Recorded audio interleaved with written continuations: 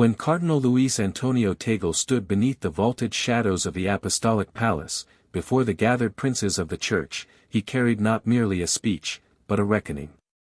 His words had been sharpened through restless nights, etched with the burden of loyalty to a vision of the Church he feared was fading.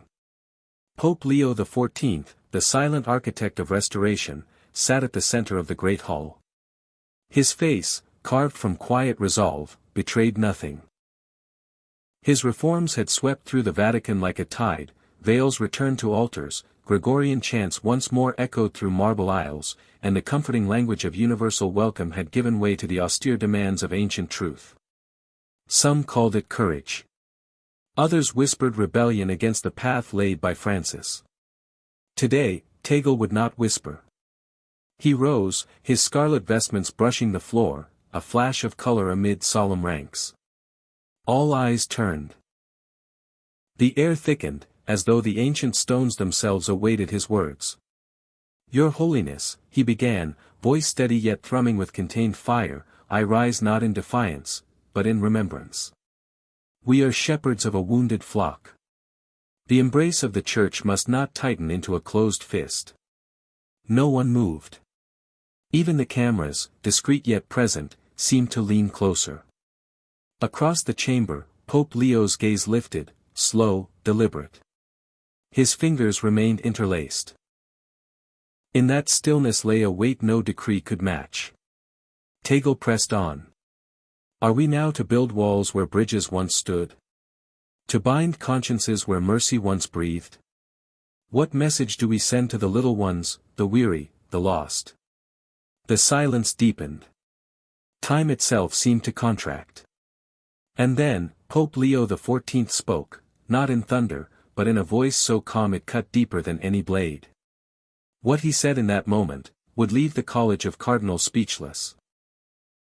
It would echo through the marble halls long after the cameras had gone dark. And it would ignite a reckoning the Church had not seen in decades. But before this story unfolds, consider your own place in it. Are you prepared to witness what unfolded next? Or will you remain among those content to watch in silence? You may choose. But know this, silence is not always golden. Pope Leo XIV had never sought the papal throne. In fact, when his name first appeared in whispered conclave discussions, he had smiled faintly and dismissed it. A scholar of ancient theology, a man whose hands had more often held manuscripts than microphones, he had walked the narrow paths of forgotten monasteries when others courted the spotlight. But the Church, in its aching fractures, had called for a different kind of shepherd. And in the smoke that rose above St. Peter's Square, Leo's election had stunned the world. He had emerged beneath the balcony, not with sweeping gestures, but with a single solemn vow, "I will restore what was lost, not to bind hearts, but to set them free in truth." And so began a pontificate unlike any in living memory. The reforms came swiftly, each like a stone dropped into the trembling waters of modern Catholic discourse. The Mass, once marked by guitars and casual language, reclaimed its ancient reverence. Latin intonations now mingled with incense beneath soaring arches. The language of sin, long softened into therapeutic terms, returned with unflinching clarity. Doctrinal documents, once drafted in careful ambiguity, now rang with unmistakable conviction. Where Pope Francis had opened doors with pastoral flexibility, Leo closed those he deemed led to confusion.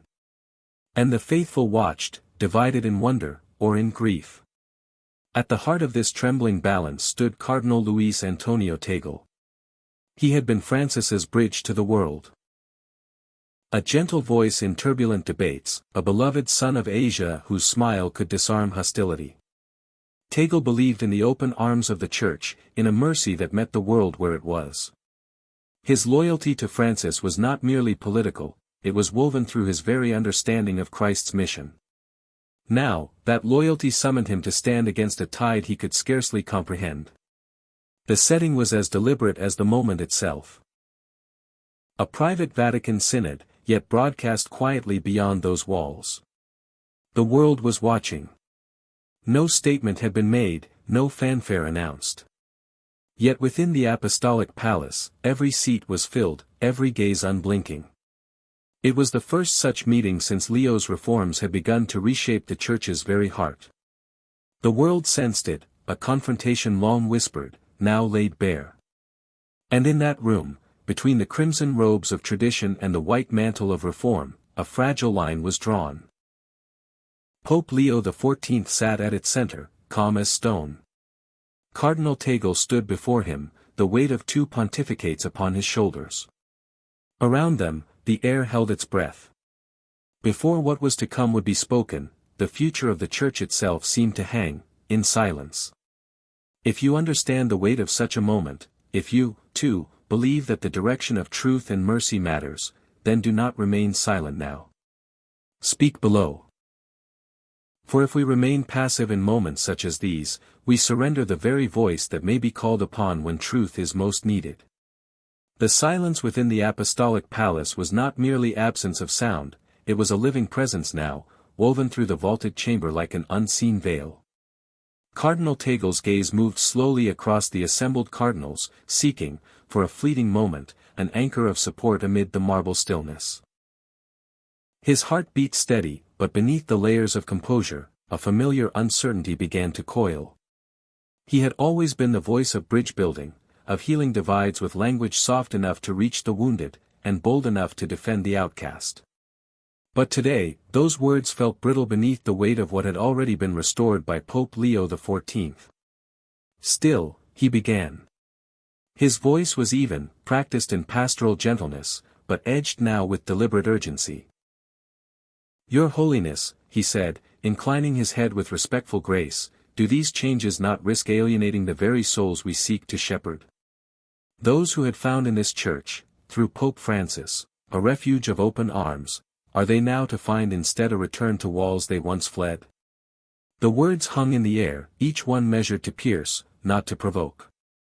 Across the chamber, Pope Leo XIV raised his eyes, slow, unwavering. There was no flicker of irritation, no shifting of posture. Only the unyielding calm of one who had already weighed this question in the solitude of prayer and conscience. When he spoke, the voice was steady, low enough that those straining to hear leaned unconsciously forward. A church adrift in ambiguity, Leo replied, offers no true refuge. To welcome the weary is a sacred duty. But to offer them a path blurred beyond recognition, is not mercy. It is betrayal. A faint rustle moved through the hall, robes shifting, breaths caught.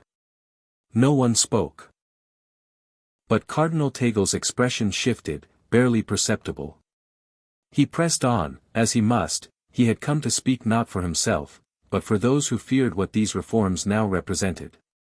Is not mercy greater than clarity, he asked, voice softer now, yet charged with conviction. In a world that wounds so deeply, can we not err on the side of compassion? Another pause. Another heartbeat where the world seemed to hold itself still. And Pope Leo XIV, his gaze neither cold nor indulgent, answered. Not as a rebuke, but as a teacher correcting gently, with solemn weight, mercy without truth, he said, is sentimentality. Truth without mercy, is cruelty. We seek the middle path. Not a church that flatters, nor one that condemns without hope, but one that leads with both clarity and compassion, so that no soul mistakes comfort for salvation. The words, delivered without haste, settled upon the room like fresh snowfall, soft, and yet inescapably cold. And though Cardinal Tagle stood tall, his fingers closed a fraction tighter around the edges of his lectern. In the deep places of his heart, the first threads of inner conflict began to tighten. The moral ground he had entered upon now felt less firm beneath his feet. Across the chamber, subtle shifts betrayed what voices would not yet speak, curious glances, uncertain furrows of brow. The audience sensed it, Leo's calm was unshaken. Tagle, for the first time, had begun to feel the weight of that immovable presence. Now ask yourself, had you stood in that hall, what would you have heard in those words? Would you have clung to comfort, or dared to confront the hard path of truth? If you know your answer, speak it below. And if you cannot yet say, perhaps the story still unfolding here may awaken that courage in you yet. The breath of the hall remained suspended.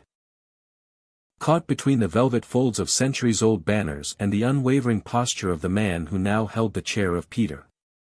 Cardinal Tagle's throat tightened beneath the weight of Leo's words. Yet he had come too far, had seen too many who now whispered fears of exclusion, to falter here. He drew in a breath, slow but deliberate, and his next words fell with sharper edges. "Your Holiness," he said, voice no longer cloaked in the softness of pastoral inquiry but carrying the faint steel of challenge, with each decree, each reversal, are you not undoing Pope Francis' vision of a welcoming church? A church where the wounded were no longer afraid to draw near. Where bridges were being built rather than walls restored. The accusation landed not as a question, but as a charge, one that stirred subtle murmurs among the gathered cardinals. A few heads tilted, uncertain. Others remained as still as stone. Pope Leo XIV did not answer at once. His gaze drifted, not in distraction, but in remembrance, as though the words had unlocked an older chamber of the heart.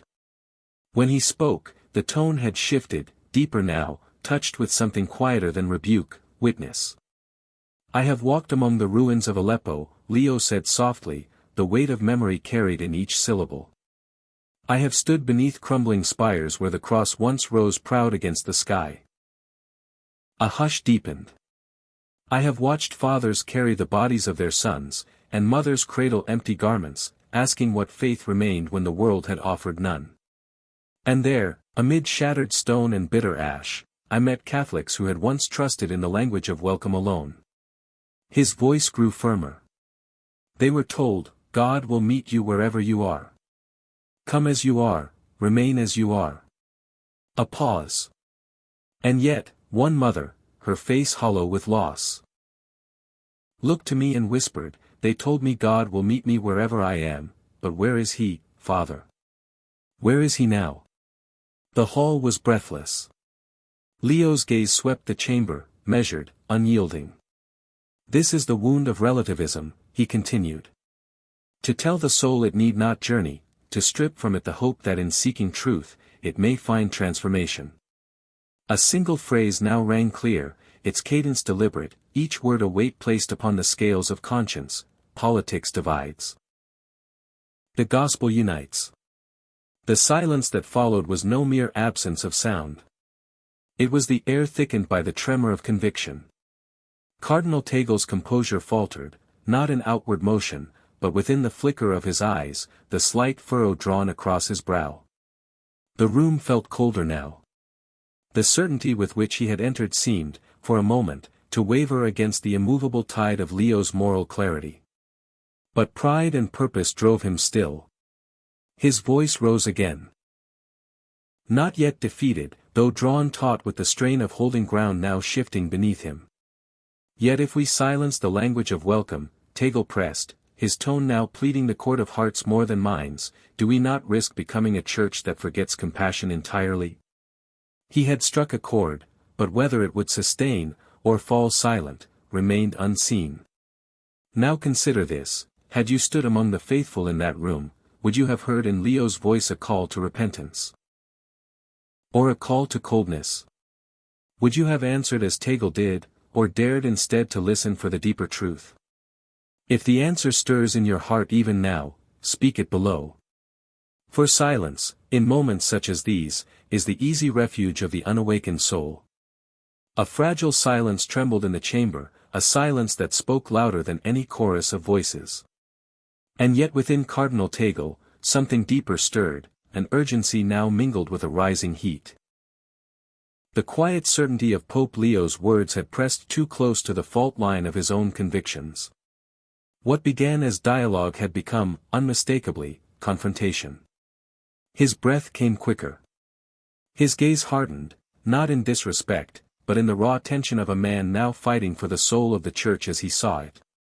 And when he spoke again, his voice rose, not in volume alone, but in charge and peril. "Are you now branding Pope Francis a heretic?" Tagle demanded, each word striking sharp against the marble air. "Is that your message to the world, your holiness?" That the bridge he built was a deception? That those who followed him in good faith have been led astray?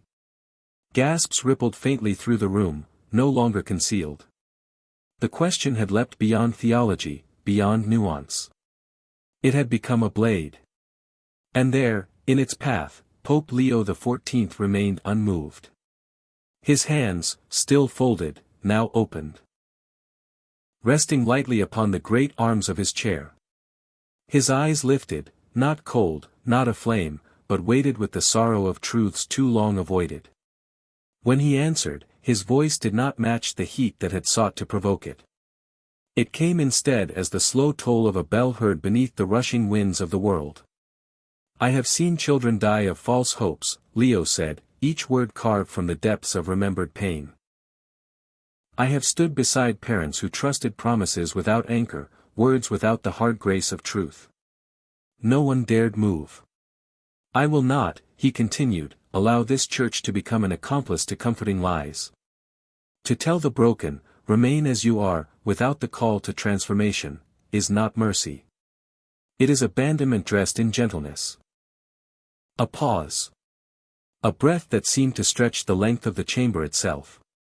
"And I have held dying children in my arms," Leo spoke now with a deep and reverent grief, children whose lives bore the wounds of a world that told them all was permitted, all was acceptable. "And they asked me, 'Will he love me, truly?' A single beat of silence. I said, 'Yes.'" His voice softened, but not in weakness. In reverence. "Yes, and truth is his gift to you. For love that leaves you bound is not love at all." And then he rose. Slowly. Deliberately. The simple act of standing sent a ripple through the chamber, as if the very marble beneath his feet had remembered the weight of one who carried the full mantle of Peter. His eyes now met Tagle's, not in triumph, not in scorn, but in a gaze that held the sorrow of the shepherd and the fire of the prophet. "You call it naive," Leo said quietly, "to protect the innocent." A pause, so long it seemed the very breath of the room was stilled. "I call it sacred." The words fell like stone into deep water, ripples reaching every unseen corner. Tagle stood frozen, not for lack of courage, but for the deep rupture now opening beneath the certainty he had carried. And around them, the watching cardinals felt the shift, knew that in this moment, something had turned. "Now I ask you, had you heard those words with your own ears, would you have stood firm in the comfort of the familiar? Or would you have felt the weight of a truth too long dismissed? If your heart knows the answer, speak it below. And if it trembles in uncertainty, then perhaps this moment is a call meant for you. Choose, now, silence or awakening." The air hung so thick now that even the ancient walls seemed to lean closer. And in that suspended moment, Cardinal Tagle stood caught, between a loyalty he had sworn to uphold and a truth now laid bare before the world. His lips parted, but no words came, not yet. It was Pope Leo XIV who broke the silence. His voice was not raised, not driven by triumph. It came as steady and inevitable as the turning of a great wheel. "You confuse engagement with endorsement," Leo said, each syllable deliberate, each pause an invitation to reflect, or recoil. "A church that listens to the world must never forget that she is not of the world. To offer the hand of compassion is holy. But to grasp the hand of error and call it friendship, is to betray the cross itself." A subtle shudder passed through the chamber. No sound, only the sudden awareness among those gathered that the ground beneath the debate was shifting. Leo stepped forward, just one measured pace, enough to command the room, without force. "A shepherd," he continued, gaze sweeping across the assembly, "does not tell the wolf, 'You are welcome here as you are.' He does not lay a feast for those who would devour the flock. He protects them first, clearly, unflinchingly, lest the lost mistake the door of the fold for an open gate to ruin." The words fell with the weight of commandment. Across the hall, even those cardinals once aligned with Tagle exchanged glances, uneasy, uncertain now where the line between mercy and compromise truly lay. Tagle's throat worked, his stance still tall, but the flush beneath his collar betrayed what his voice had not yet conceded. And Leo pressed gently, not in cruelty, but with the solemn duty of truth. "Why," he asked softly, "does defending the vulnerable make you so uncomfortable?" The question did not seek an answer. It exposed a wound. Is it applause you fear to lose? Or is it the call of the cross you fear to answer, because it bids us do more than embrace, it bids us transform? For a heartbeat, the room stood frozen, as if the breath of the centuries had been drawn in and now waited to be released. No reply came. Not from Tagle. Not from the trembling silence of the gathering. And in that silence, the truth had spoken louder than any voice. Now ask yourself. Had you stood in that room, would you have clung to easy approval, or dared to defend the harder path of truth? Would you have risked the applause of men, for the sake of the gospel? If you know your answer, let it be spoken below. And if you remain silent, know this: every silence in the face of truth is its own quiet surrender. Choose your voice, now. The silence that followed Pope Leo's last words was not merely the hush of a room. It was the long, shivering breath of a church that had been forced to look into a mirror it had long avoided. Cardinal Tagle remained standing, hands now unclenched, gaze lowered, not in defeat, but in the solemn reckoning of a man confronted not by an adversary, but by an immovable truth. And Pope Leo XIV, seeing this, did not press further. He allowed the silence to breathe. He allowed the wound to be seen before offering the balm. When he spoke again, his voice had softened. Not in conviction, but in tone. The storm had passed, what remained was the charge. This, he said quietly, the depth of his words reaching every soul within that ancient chamber, is not about Cardinal Tagle. It is not about myself. It is not about the echo of past pontificates or the sway of present opinion. He turned slightly, his gaze now no longer fixed upon his brother cardinals alone, but lifted, as if addressing the countless unseen faces beyond those walls. It is about the world we are building, he continued, voice now low and resonant, one where clarity and compassion must walk hand in hand. Where the gospel is not made palatable, but powerful. Where mercy flows, not in place of truth, but through it. A hush deeper than before settled now. Some eyes glistened, others burned with the inward labor of reflection. Leo's gaze remained steady, and now, with the surety of one speaking beyond the room, to a world in desperate need, he asked. Will we be a church that entertains, or a church that saves? The word struck as a bell tolls in a fog, piercing, undeniable. And then, the voice that had stood unwavering through conflict now lowered to its most pastoral cadence, delivering the final line that would echo far beyond the marble walls of that hall. We do not need more voices shouting, Pope Leo said. We need more hearts listening. The weight of it lingered, on stone, on heart, on soul. And now, you, who have listened thus far. Ask yourself, would you be one of those hearts? Would you stand among those who dare to listen beyond the noise, to follow the hard path where truth and mercy meet? If you would, then step forward. Subscribe now, and walk with us in this work that is not of ease, but of calling. And if you will not, if something within you still resists, then do not vanish in silence. Dare to speak below, what truth here unsettled you today? For even a trembling voice is better than a soul grown deaf to its own conscience. The great chamber remained suspended in its own quiet gravity. No gavel fell. No final benediction was spoken.